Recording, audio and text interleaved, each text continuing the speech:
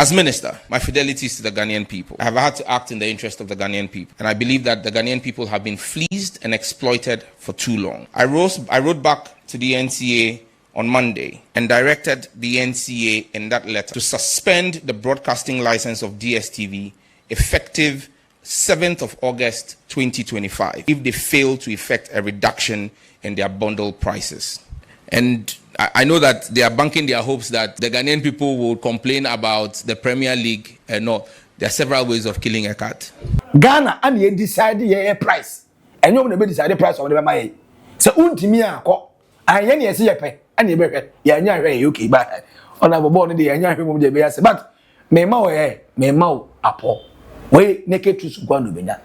Say, a bedu 7th of August. That's a DSTV one, so that's a Yapamo no more. Could download ITV. They will hear internet. They will hear data. Data is when they increase the crammy. And there was a mom so one is almost service in better. Eh, they will hear a data. And I say, well, download the TV garden. Your TV friends a radio garden or and your TV garden as well. We free channels when you be here. Dia ka data forget your mo. Even your matches in be here. Muzi word no still when you be here. If the NMC fails to fulfill their mandate of dealing with content, the NCA may be forced in the interest of public safety and morality to begin to take licensing action on the basis of unwholesome content that we are seeing. We will not, under the watch of President Mahama, allow what happened under the previous administration where ritual content drove 10-year-olds to commit murder of their own friend in Kaswa. We call on the NMC to step up its work and do what is right. I know there's a new commission. Asem aba na asem we no Ghana for the ba ansha ente be say Ghana for ya. Honorable Minister of Communication Sam Nate George okajata so obeje so. And then Sam George can say bi kire around May, June. According to July, I say, look, what say your boss say data prices of it so who. Now, we are making sure data no you may increase the amount, but yanti data no price no so no, you increase data no amount na mai. The way no catch say the next step, say multi choice for DSTV, ayo mo dia, Go TV, ayo mo dia. One more strong warning. Now one in all the mom say, hey, who go pay more Nigeria? And grow way. Hey, and never Ghana for be eto Nigeria DSTV dish. And I say, a friend a decoder. Said a bear on bet me I recharge because one year full as compared to Ghana there.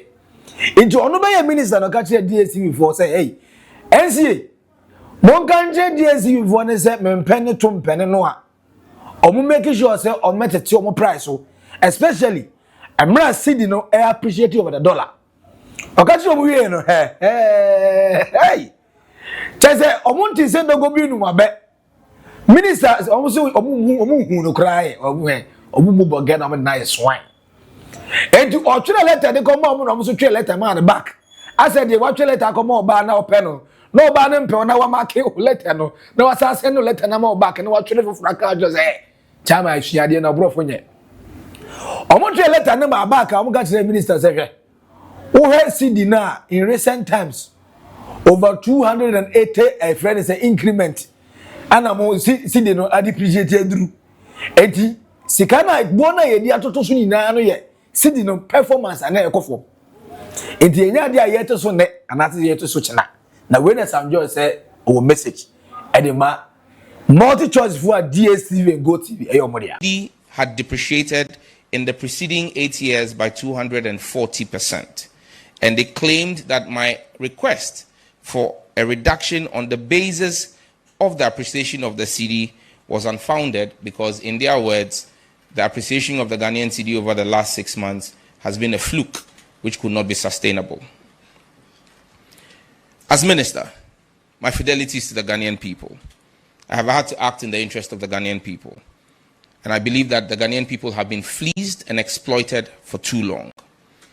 I wrote back to the NCA on Monday and directed the NCA in that letter to suspend the broadcasting license of DSTV effective 7th of August 2025 if they fail to effect a reduction in their bundle prices.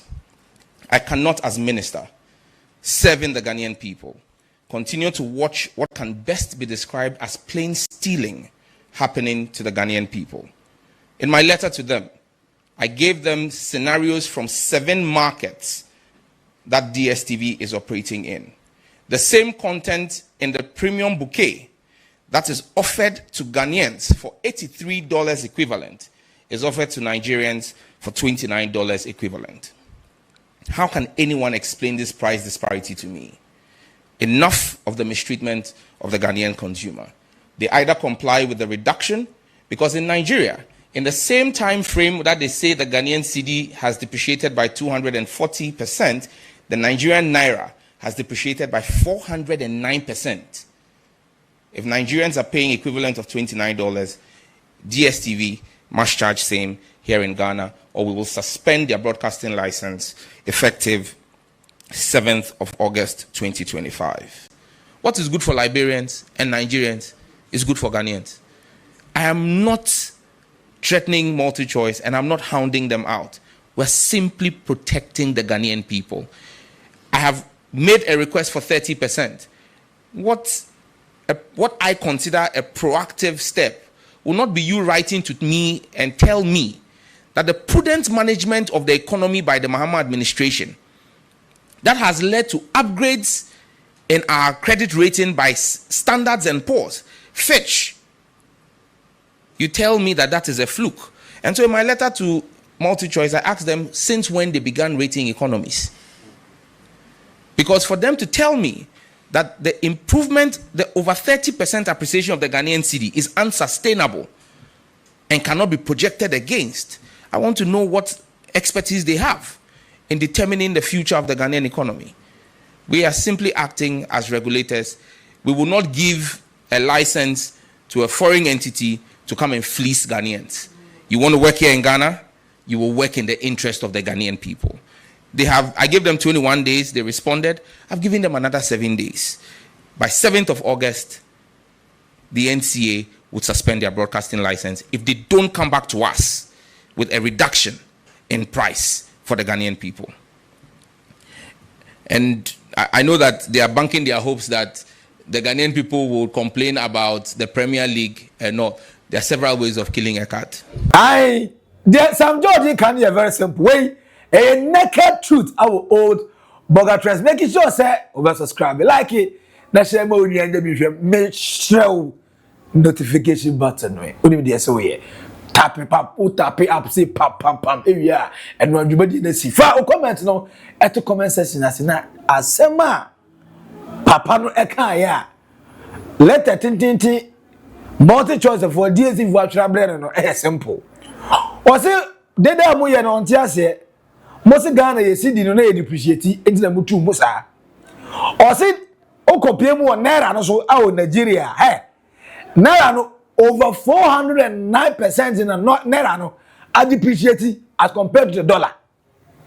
Nemo no Nigeria for $29 as compared to Ghana you about $83 or $89. Comparatively, Nyansen Nim. And John Jesse, who didn't just say, ASC, a chrono, no more boy. Now, check on so many of them actually tell the man back. Say, and ya dear to so net, and I think such an some George said, men can't change DSTV before. Men can't change DSTV before. We are going to near Kai. So on the 7th of August, and then 1st, 82nd, 3rd, 4th, 5th, 6th, and then on the 7th, said DSTV before. So 7th of August. So omunya madwe say omote so and no problem. Omo say omkuku ena omkeka omumfa free Ghana. Omunko back to South Africa. Ye ne de ho ne say ye DSTV be hwe Z-World be hwe a friends Manchester United EPL ye be hwe La Liga be hwe Champions League nya review. Omunya ho no munko. On the 7th of August said DSTV anti-tomo price so amana anye Nigeria for the pepepe as $29 as a recharge per month. Sam Nate George, the communication minister, Omunfria. no monko we na Ghana for be say eh de o ye ne ye pepa o ona bo nye say ye mpe e ka say ye mpe na ye bo because grofo yo mo mie ache na emu no ye ntimi nya EPL because EPL like 14 days EPL swaba na the days out there mo be 6 days what is says every 14 what yaka onabo ye pepa o na emu no sa side o de be high ti we no Ghana for I say yensu I say yensere we smash more we crash more but the crocodile na say Ghana for nya ni ateso we no say nya no kwa o say no enough is enough or research omu nyina o say telcos no MTN Telecel Airtel Tigo sa three telecommunication network for so ka tira mo diga ma warning na ma dwen say bia dan nduro o say free network no anything like bad network na obi gina wanim o friend na aka no be rich obi gina won champion o friend na o say the number you are dialing is switch off esofo you know aso obi enam won chen o friend won chen ye o friend na the number you are dialing does not exist o sam mo asem no ensi biu ye nye biu enti MTN foi Telecel anam ye Vodafone foi Airtel go foi warning last warning strong warning enye data na mo mpaja mu keke no eno nko na ye wie ye mpon ye the last one quarter kura no Ghanaians deserve better sika ye tua no ehu value na se ye nya enti ye twa 1 cedi a ese call no ye ya 1 cedi call na se ye na ye ntimi ntop credit na ye frɛ na enko ye top bundle na bundle no edina so afinisi ebetwa ne ho atwa ne ho ase o fan ase na ebo de sa dan o se mra so se san kwasa asem ni twa so enti Sam George another fire on the mountain. The next thing we'll talk about as a national priority is data cost and data prices. The ministry has successfully fulfilled its commitment to reduce data cost for Ghanaians.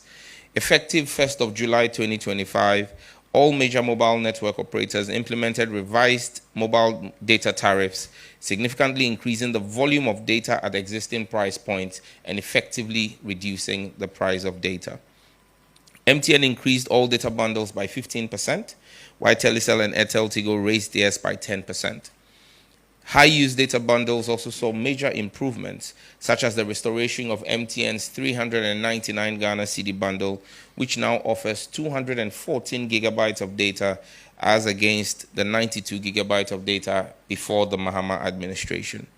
These changes were the result of a comprehensive reform package introduced in the first quarter of this year, which included a national spectrum review, a revised licensing condition tied to pricing commitments, and direct regulatory engagement with the MNOs.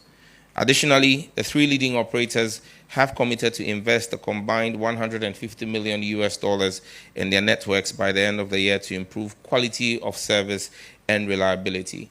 And let me make the point here that we are very well aware of the challenges of the networks relative to quality of service. And as I indicated in my last press briefing, we've given them the third quarter to implement and utilize the spectrum that has been made available to them. And subsequent to that, in Q4, we will begin rigorous enforcement of quality of service. We will not hesitate as a ministry to give policy direction to the regulator, the NCA, to impose very hefty fines on companies or mobile network operators who fail to meet their quality of service obligations.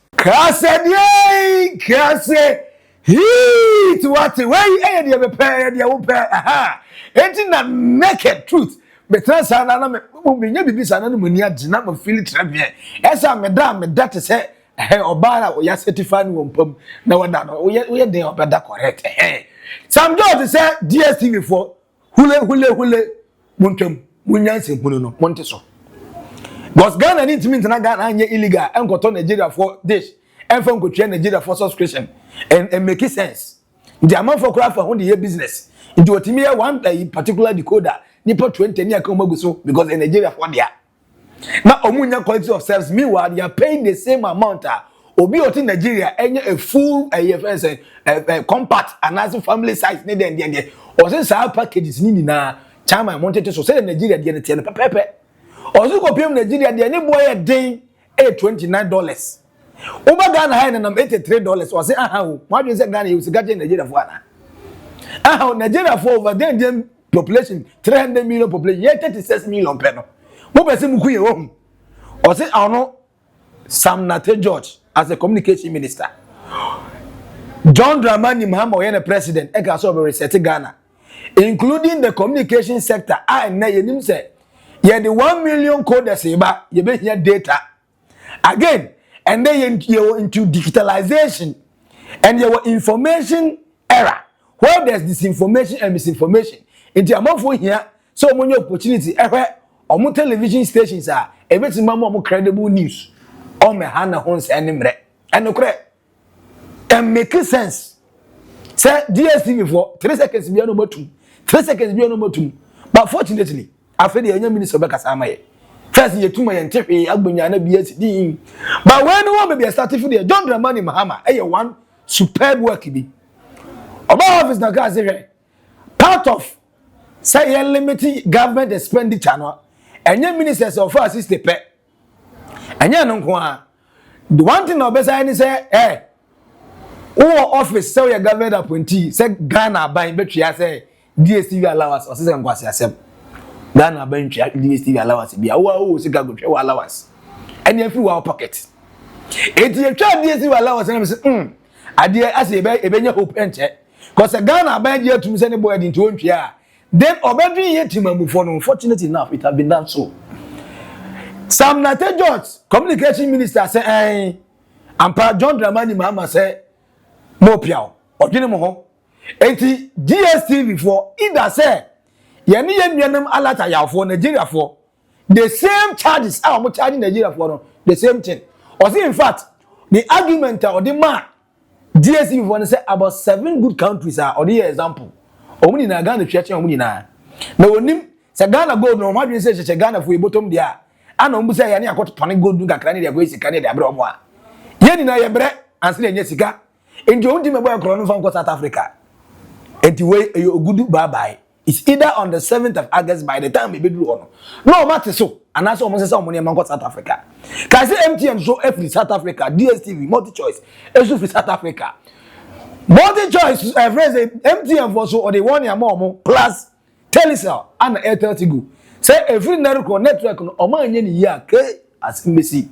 chama me for so minister also for so because ya che ya boy kro no a che aden and most of Ghanaian young guys are o market track 1,000 2,000 3,000 it means you just even money but yeah, the idea 500 over to 400 600 they be an economy and to auto even this month 3 months 4 months I want to charge you now you waste the amount of grand venture grand got to you and then yeah eja bonti na boys are so more go TV center na ndakwa kopai and the Ghana so na we ya no be the second way and this time around let's revert back let them know say Ghana and you decide your price and you no be decide the price of the buy say untimi akọ anye na yesi yepe and you be ya nya hwe okay but on our born dey nya hwe mum dey be say but me ma o apo we naked truth go no benya say ebedu 7th of August na say DSTV for ante so na say ye pamom no mokọ a ko download ITV